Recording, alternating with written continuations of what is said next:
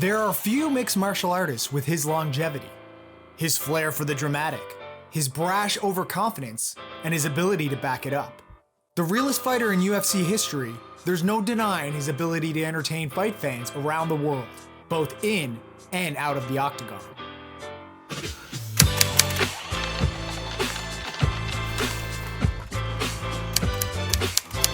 This is the story behind Nate Diaz.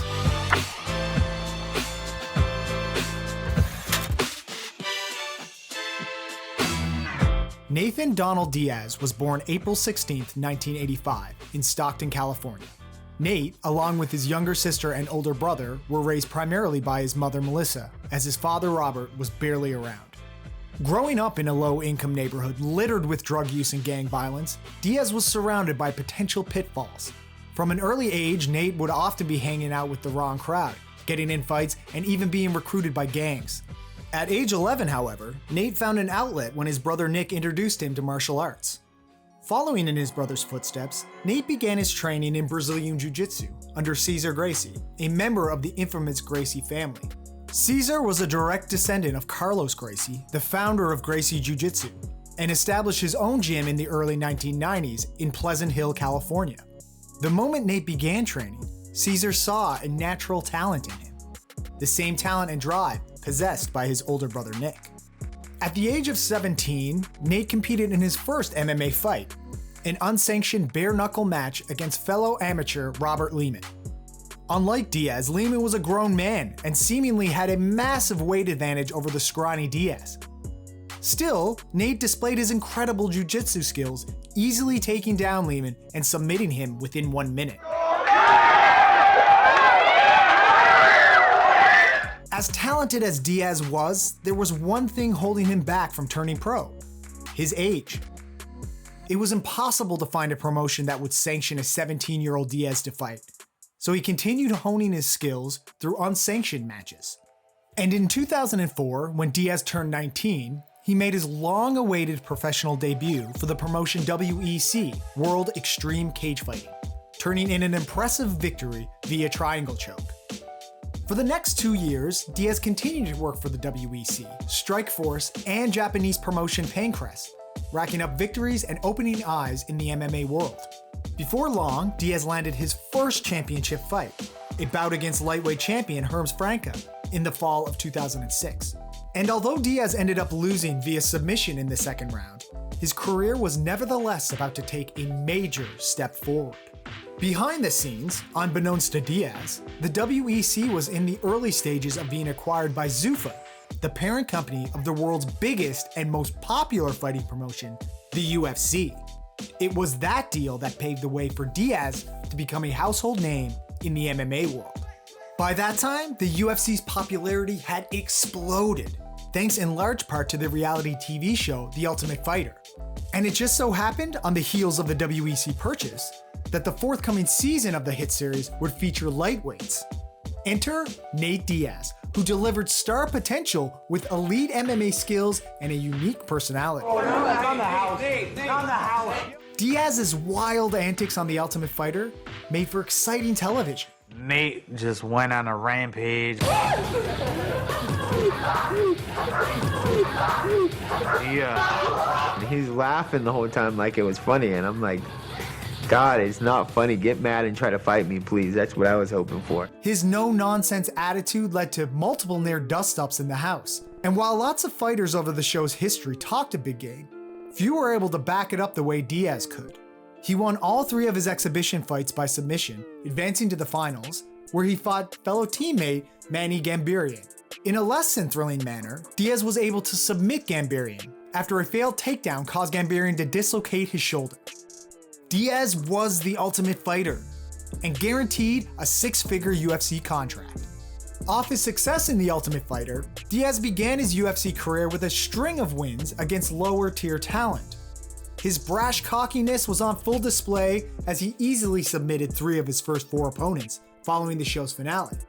Diaz needed a bigger challenge and was given fellow up-and-comer Clay Guida in January of 2009 at UFC 94. Diaz's willingness to throw down fit well with Guida's manic style of fighting. The bout didn't disappoint as the two stood toe-to-toe, throwing bombs throughout their 3-round battle. A split decision loss did little damage to Diaz's reputation, as the fight secured Diaz and Guida Fight of the Night honors, a bonus that would eventually become synonymous with Diaz, who shares the UFC record for most Fight of the Night bonuses ever. Over the next few years, Diaz continued to put on impressive performances in the octagon, even in losing efforts, including his controversial decision losses to fellow Ultimate Fighter alumni Joe Stevenson and Gray Maynard. By fluctuating between welterweight and lightweight, Diaz was able to take on a variety of competition. However, in doing so, he amassed a 5-5 record between 2009 and 2011. At over 6 feet tall, the weight cut to lightweight proved difficult for Diaz. As he put it, "I don't make enough money to have to drop this much weight, so I'd like to fight at 170 and only go to 155 once in a while."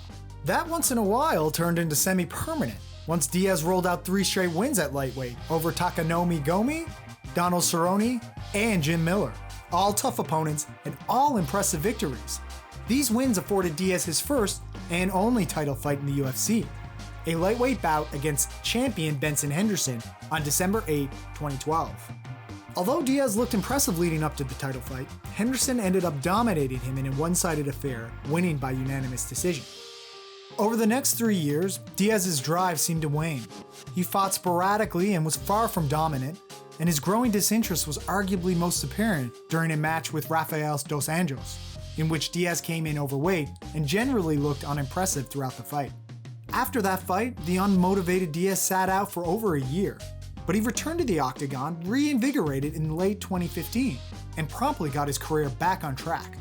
In his UFC return, Diaz and Michael Johnson went blow for 3 rounds, earning Fight of the Night honors. Once Diaz secured the unanimous decision, he cut one of the most infamous post-fight promos, calling out then lightweight champion and UFC star Conor McGregor. Yeah, Conor McGregor, you're taking everything I work for.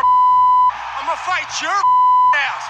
You know what's the real fight? What's the real money fight? Is me, not these clowns that you already punked at the press conference. Don't no one want to see that. You know you beat them already. That's the easy fight. We want that real right here. The call-out came at the perfect time, as McGregor was left without an opponent when Rafael dos Anjos had to pull out of their match with an injury. Diaz took the fight on 11 days' notice, at a catch weight of 170, as the weight cut would have been too much for Diaz on such short notice. For that reason, the bout wasn't for the title, but the UFC world was nevertheless still salivating about watching two of the biggest trash talkers in the business go one-on-one. Although Diaz had shown throughout his career he can hang with the best of them, most pundits didn't give him much of a shot against McGregor, who had steamrolled all of his opponents, including a 13-second knockout of lightweight champion Jose Aldo. Oh no! He slapped him!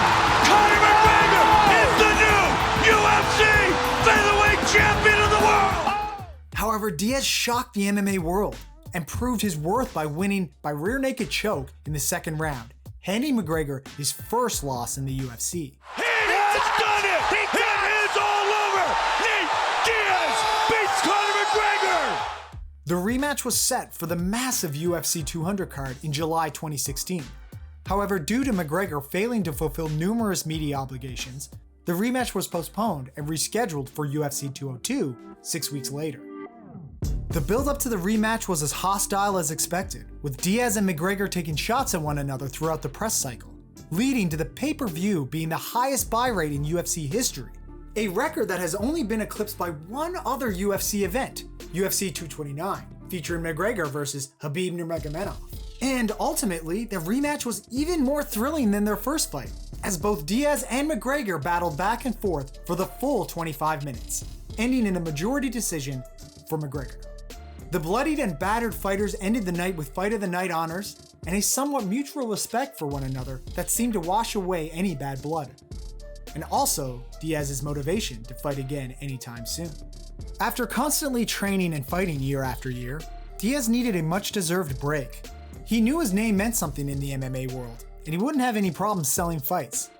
And with just a handful of fights left on his contract, he could decide his opponents and when he wanted to fight to maximize his chances of winning. While his initial return was set to be in August of 2018 against Dustin Poirier, the match was scrapped after Poirier pulled out due to an injury during training. Instead, Diaz made his return to welterweight against Anthony Pettis, whom Diaz demolished in a unanimous decision in one of the best performances of his career. 3 months later, Dana White and the UFC decided to book a somewhat unique and one-off match between two of the toughest fighters to ever step inside the octagon, Diaz and Jorge Masvidal. The two had been going back and forth online at each other, hoping to secure the big payday. The main event was for the BMF belt, Baddest Motherfucker, a ceremonial title that seemed fitting for a hard-nosed street fighter from Miami and a tough-as-nails warrior from Stockton. After dominating the majority of the fight, Masvidal secured the TKO victory after the 3rd round, when a cage-side doctor determined the cut over Diaz's eye was too severe to continue.